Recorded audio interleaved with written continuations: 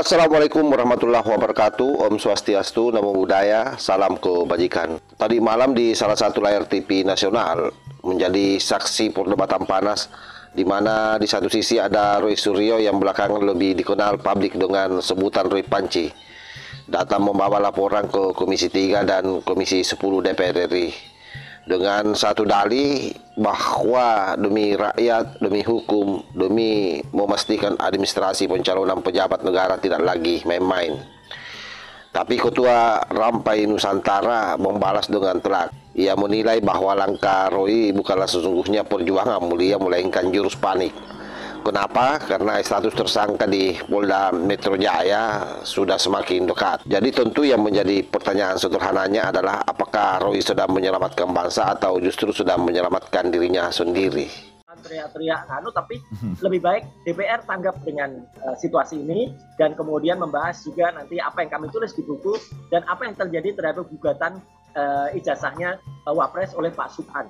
Jadi kita kembalikanlah tertib hukum, tertib administratif di negara ini. Harapan boleh, mimpi bebas, kan begitu ya. Mimpi bebas menurut Anda yang diadukan oleh tim Roy Suryo. Orang itu kan memang diberikan keleluasan untuk bermimpi, berharap seperti yang dilakukan Roy Suryo CS ya. Karena memang sesungguhnya kan begini, kalau dari substansi soal ijazah Pak Jokowi, soal sekolahnya Mas Wapres, itu memang sulit untuk dibantah bahwa memang tidak ada bukti yang bisa membuat fakta-fakta secara hukum itu apa yang disampaikan oleh Roy Suryo CS. Nah tinggal lagi di tengah kepanikan Roy Suryo CS yang memang saya dengar-dengar sudah cukup bukti ya terkait dengan prosesnya di aparat kepolisian. Ini kan lagi di tengah kepanikan, di tengah ketakutan, berupaya untuk mendapatkan momentum politik untuk mendukung sesuatu substansi yang nihil gitu loh. Sehingga langkah berikutnya kemana lagi kalau bukan ke DPR.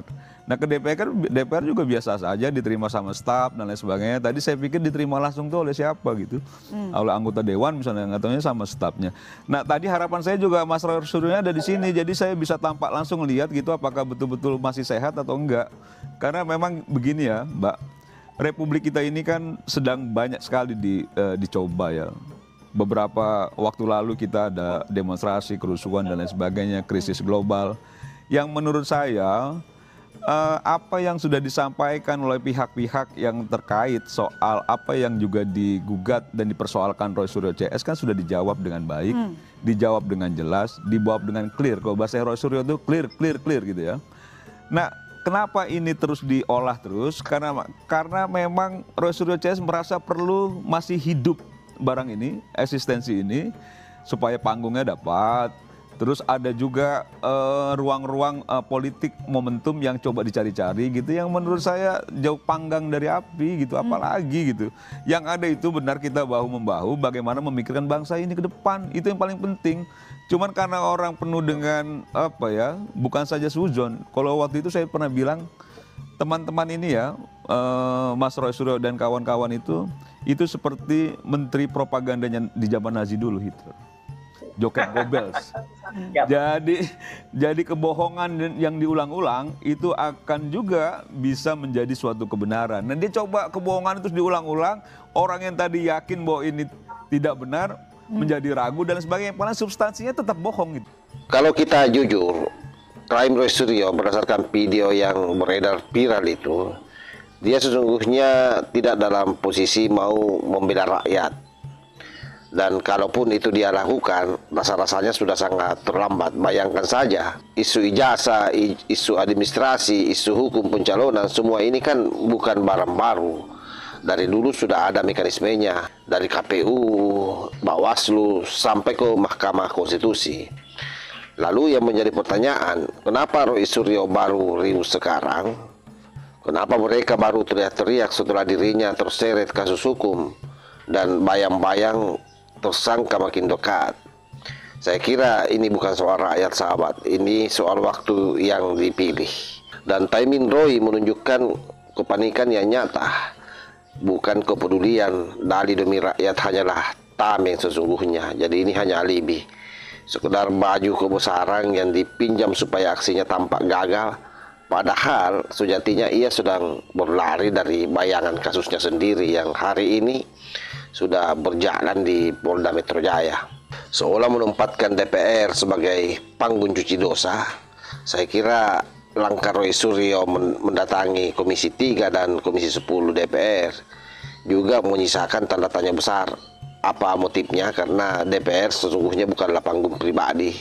DPR adalah lembaga negara, rumah wakil rakyat, tempat membicarakan kepentingan nasional. Tapi yang dilakukan oleh Roy Panci ini justru mirip orang yang menyandarkan diri ke lembaga tinggi untuk mencari legitimasi. Seolah dengan bicara di DPR, narasi otomatis suci dan murni, padahal substansinya rapuh. Oleh karena itu publik tahu yang sedang dilakukan hanyalah meminjam mikrofon DPR untuk menyuarakan kepentingan personal. Ini yang kita sebut sebagai politik parasit, sahabat ya. Menempel di tubuh lembaga negara demi menyelamatkan citra diri. Bukannya memperkuat DPR, malah justru DPR bisa tercoreng karena dimanfaatkan jadi arena drama pribadi oleh Panci ini. Oleh sebab itu, bagi Ketua Rampai Nusantara saya kira sangat jelas apa yang disampaikannya.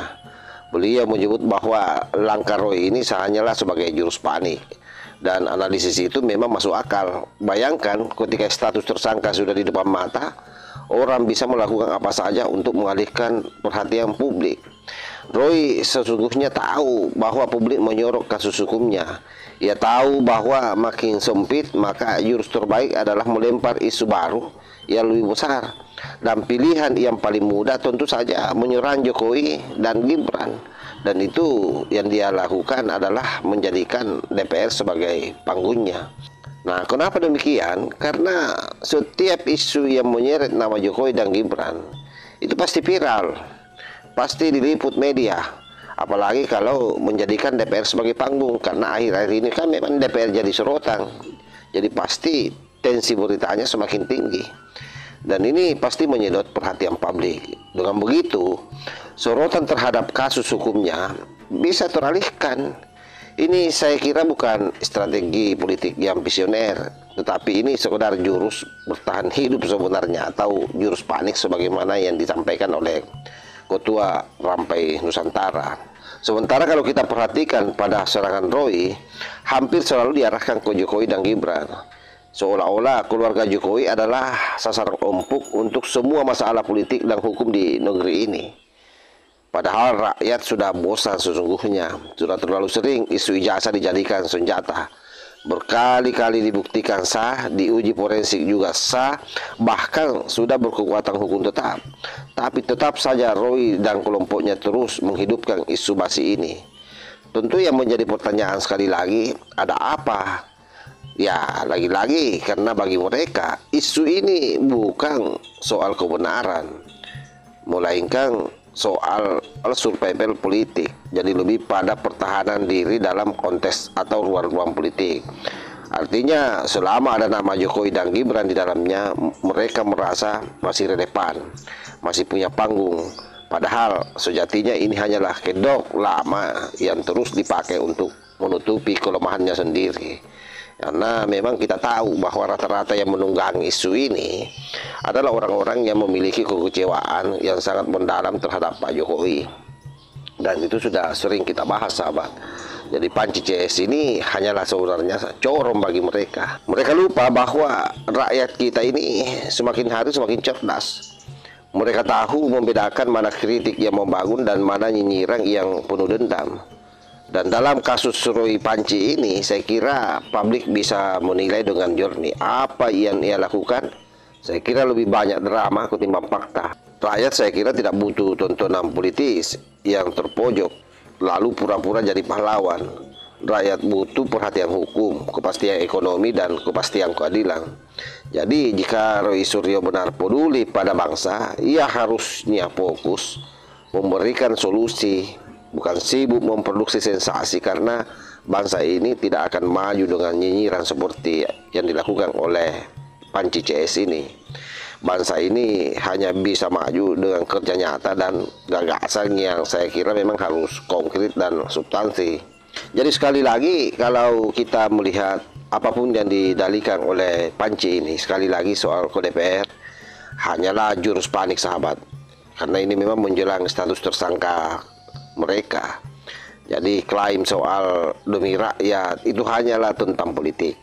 Yakinlah bahwa publik sudah sangat dewasa, publik juga sudah sangat cerdas. Rakyat tidak butuh drama politik murahan. Yang dibutuhkan bangsa ini sekali lagi adalah kepastian hukum yang tegas dan penegakan keadilan yang tidak pandang bulu. Oleh sebab itu, semua yang dilakukan oleh Panci ini, saya yakin dan percaya akan sia-sia saja. Pada akhirnya, dalam waktu dekat kita akan mendengarkan bagaimana Polda Metro Jaya memutuskan bahwa mereka semua ini tersangka. Pada akhirnya P21 lalu masuk ke persidangan dan dihukum sampai membusuk di penjara. Wallahul muwaffiq ila aqwamit thariq. Wassalamualaikum warahmatullahi wabarakatuh.